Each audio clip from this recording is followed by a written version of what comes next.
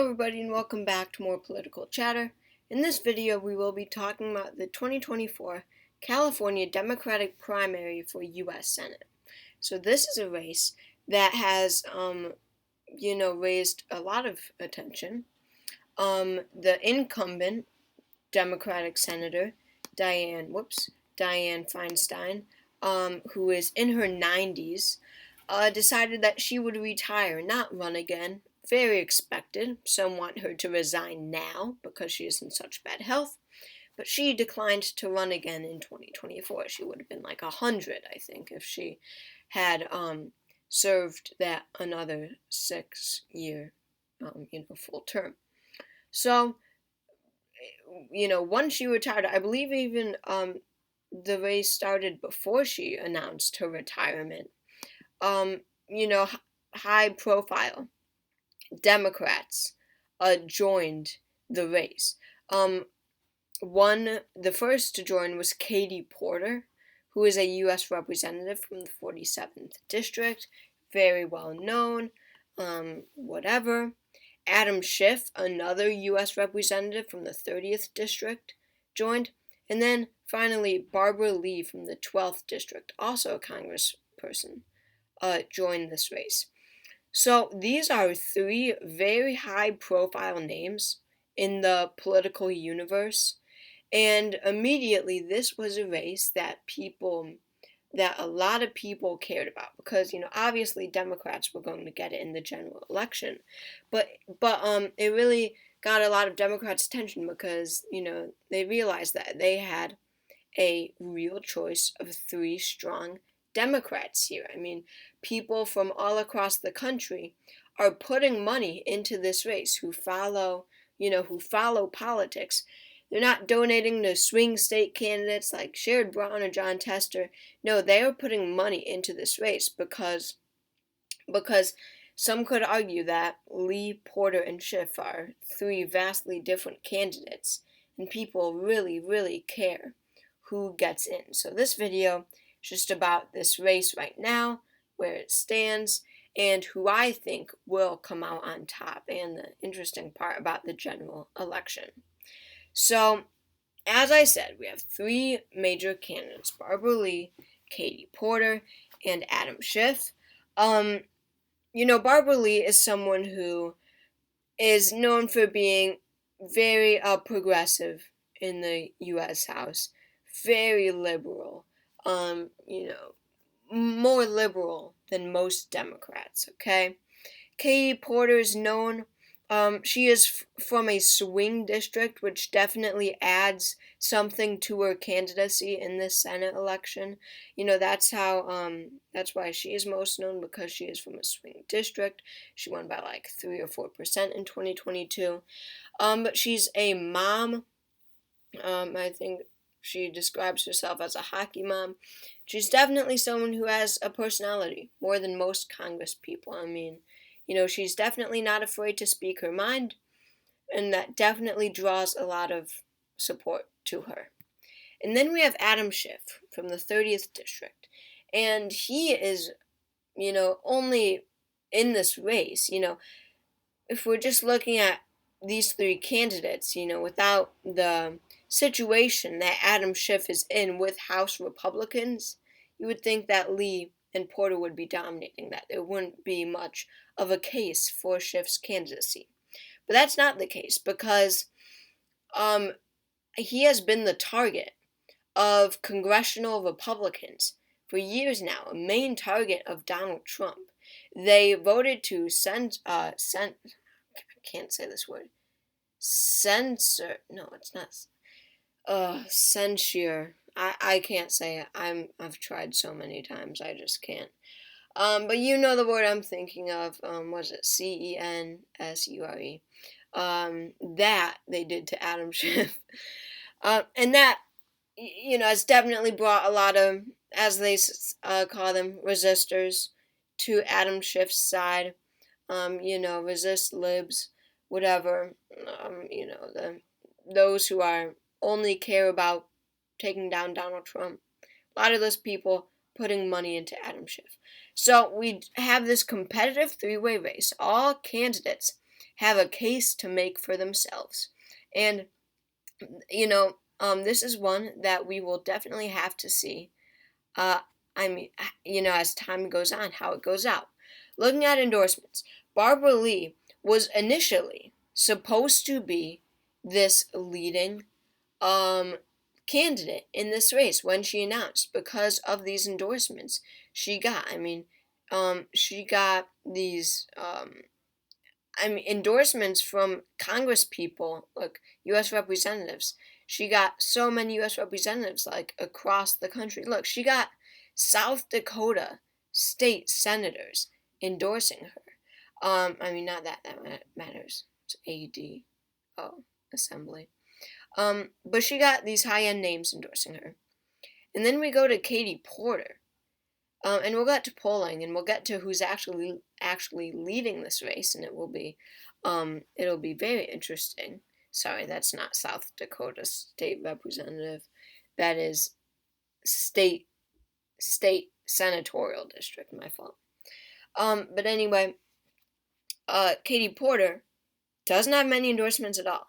Just comparing Barbara Lee and Katie Porter, it's abysmal for Katie Porter. The only big name that Katie Porter has endorsing her is Elizabeth Warren, and that really doesn't matter all that much. And then we come to Adam Schiff. And, Barbara Lee might have, U.S. representatives from other states, former ambassador, Carol Braun endorsing her. Sherry Beasley, some recognizable names from across the country. But what I think really matters more is Adam Schiff's endorsements from all, not all, obviously, but so many, the majority of Democratic representatives from California. Look at this list. All of his U.S. representatives' endorsements is all from California. Nancy Pelosi, for one. Eric Swalwell. This is a formidable list. Army of endorsements from California. This really matters when your state's representatives in U.S. Congress are saying you need to be the one, you should be the one to join us in Congress. And that is really, really big. Now, let's look at some polling. This race is going to be so interesting when it comes to the actual voting, because in California, in the blanket primary, you can vote for whoever you want from any party. And then the top two people move on to the general election. That's what happened in 2018, and that's why we got left with 2 Democrats in the general election. Well, the same thing could happen in 2024, or it's looking like we could also get a Republican versus a Democrat, and then it would be a complete blowout. But it would be so interesting if on election day, 2024, November election day, we have 2 Democrats, running against each other. And then the stakes would be really high, for progressives, for liberals, for more moderate Democrats. But anyway, let's look at this polling. The first poll was taken in February, and no candidates, I think, were even in the race by now. Maybe Katie Porter, but I don't think so. Adam Schiff led this poll, but 39% undecided. That's so much still. But Adam Schiff won this poll, and Katie Porter won second. That would have been the general election, Adam Schiff versus Katie Porter.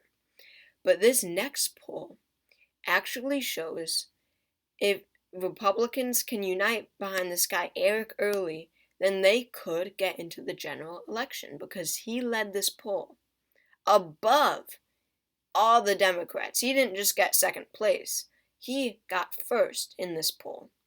Katie Porter came in second with 24%. Eric Early came in first with 27%. In May, and that was a May poll. That's somewhat recent. Later in May, same thing happened. Eric Early got first place, and Katie Porter got second. In June, Katie Porter and Adam Schiff. Okay, I don't know how this happens. He polls at 27 and then at 3. I don't know how that happens. But this poll shows a general election between Adam Schiff and Katie Porter, first and second. Adam Schiff leading by a point. And then finally, the most recent poll in late June showed Katie Porter at 19%, Adam Schiff at 16%. And what do you see here? You see Barbara Lee not get first or second, make it into the general election once. This was someone who was supposed to have these, national Democrats supporting her and win all these liberals across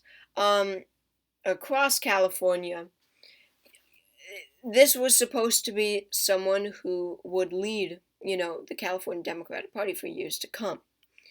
But according to polling, and we'll get to fundraising because fundraising is abysmal for her, but polling is not showing any hope for the Barbara Lee campaign. As of now, it looks like Barbara Lee is going to lose this race for sure, not getting first or second in the blanket primary. And what is almost certain right now is that Katie Porter will. Not necessarily that she will win this race in the general election, but in every single of the 5 polls conducted, she got either first or second place. So looking at the general election, I believe, Katie Porter, because of this, pretty solid campaign that she's running, even with her so few endorsements, but just because she is Katie Porter, she's well known, more known in my opinion than Barbara Lee, definitely, and probably Adam Schiff. But she will definitely be there. Adam Schiff will most likely also get in, but right now, for that second place spot in the general election, I feel is a contest between Adam Schiff and Eric Early. This will be very tough, but I don't know how to feel about Eric Early's strength because he got 27, then 18, and then 3, and then 7. But then again, I don't know how a Republican in California, sure, it's a safe red state, or safe blue state, but more than 7 or 3% of the vote goes to a Republican. It's safe blue, sure. But Republicans don't only win 7 or 3%. They win, 35% of the vote. So I don't know how much I believe that. I don't know what went wrong there. But, I guess it was because the other vote, maybe all these other Republicans voted for, Republicans voted for other Republicans than just Eric Early. So it's a contest between Schiff and Early for second place. I feel that if the other Republicans endorse him, because right now it looks like they're splitting their votes between other Republicans, but once that state Republican Party unites behind one candidate, whether it's Eric Early or someone else, then I think that we would see, with this 3-way split Democratic vote, I think that we would see Eric Early narrowly get that second place spot, or hey, maybe first, who knows. But I think right now it's Katie Porter versus Eric Early. Let's move on to fundraising. California Senate contenders haul in millions in first quarter. As I said, small donations across the country are going to these candidates because they care about this so much. Not the swing district, or not the swing states in 2024, but this. And let's look at polling. Adam Schiff has raised the most money. He has raised $8.2 million. And look, in second, it's nowhere close to Adam Schiff. This is why Adam Schiff, this is why this race might change so much. Because look at this. Adam Schiff has raised $8 million. He has spent $3 million. Katie Porter has spent $2 million. And this race is close between them right now. But look at cash on hand. Adam Schiff right now has $29.8 million to spend. Katie Porter has only $10.3 million. So if this race is close right now, with Adam Schiff only spending a little more than Katie Porter, and in the future, him spending almost $20 million more than Katie Porter, I feel that Adam Schiff could get a huge boost later on. Just to confirm that Barbara Lee is completely out of this, she has raised somehow only $1 million.